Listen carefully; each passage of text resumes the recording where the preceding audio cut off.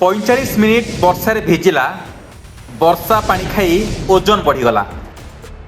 सेवायतों सुरक्षा खोलीदेले महाप्रभुं टाहिया। यह सत ना एक मनगढ़ा कहानी? कहीं भांगिला महाप्रभुं टाहिया?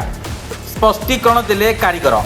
चलित वर्षर रथयात्रा रे महाप्रभु श्री जगन्नाथ पहंडी समय टाहिया भांगिजा घटना को नहीं सारा राज्य में विभिन्न प्रकार चर्चा और आलोचना देखा देथिला।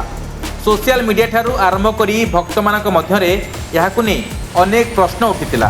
तेबे ई घटना पछर प्रकृत कारण संपर्क में टाहिया प्रस्तुत करिथिबा कारीगर एबे स्पष्टीकरण दैछंती। कारीगरଙ୍କ कहवा अनुଯାୟୀ महाप्रभुଙ୍କ टाहियाकु राघव दास मठरू श्रीमंदिर पर्यंत निया जायथिला, किंतु सेही समय अविरत वर्षा हेबारु टाहियारे व्यवहृत सोलगुड़िक संपूर्ण भाव में भिजी जाइथिला। फल टाहियार ओजन साधारण अपेक्षा बहुगुण बढ़ी जाइथिला।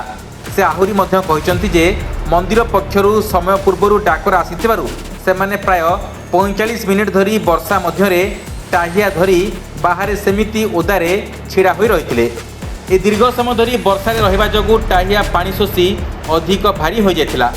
आ टाहिया तैयारी रे स्थिर सदृश बाउंश काठी व्यवहार होता है। पहंडी समय टाहियार ओजन बढ़ीजारू से बाउंश काठीगुड़िक सेवायतों देहरे बाजी आहत होता।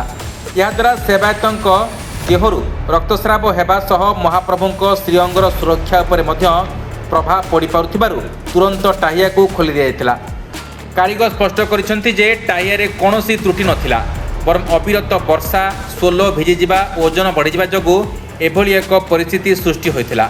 तेबे महाप्रभुं पहंडी नीति को सुरक्षित भाव संपन्न करने एवं सेवायतों को विपद रक्षा करने टाहिया खोलिबा निष्पत्ति निया जायथिला।